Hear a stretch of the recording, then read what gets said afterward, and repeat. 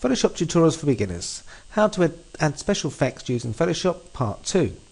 Now this is an introduction to a free 179-page book called Getting Started with Photoshop.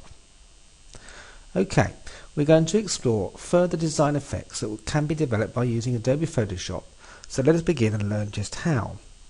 So you want to introduce a soft glow effect, adding a romantic appeal to your photos? Well, this is what you need to do. Select the duplicate layer, then apply Gaussian blur to the new top layer. Give it a blurry look, although do leave some detail. Then play around with the blend modes and opacity until you get the look you want. So here I will discuss a list of the best blend modes to use for your pictures.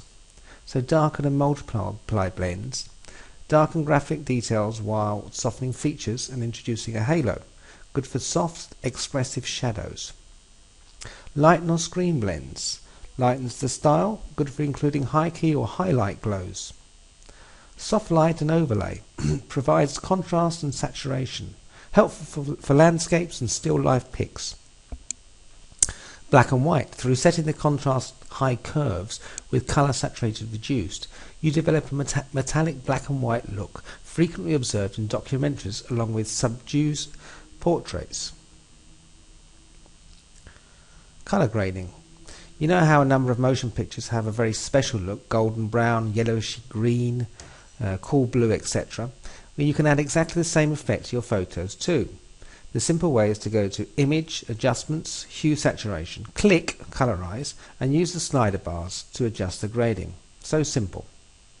This allows you to keep some of the original colors by reducing the color grading, but just use the opacity slider in your layer box to do this. If you want a dual tone graphic, simply make two color layers and give them different color gradings. Blend them together, again using the opacity slider, as well as the different layer blending mode possibilities in the layer box.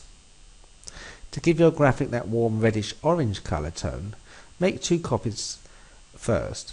Use Edit Fill to make the first one red and the other one orange. Set opacity 30 and 60% correspondingly and choose the multiply blending mode for the top orange layer.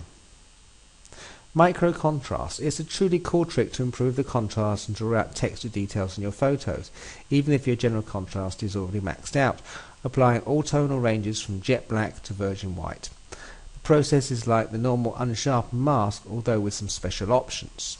So go to Filter, Sharpen and an unsharpened mask and set the amount close to 20-30%, the radius at 50 to 100 pixels and 0 on the threshold, which results in getting a soft contrast enhancement that for many images at any rate really works out well.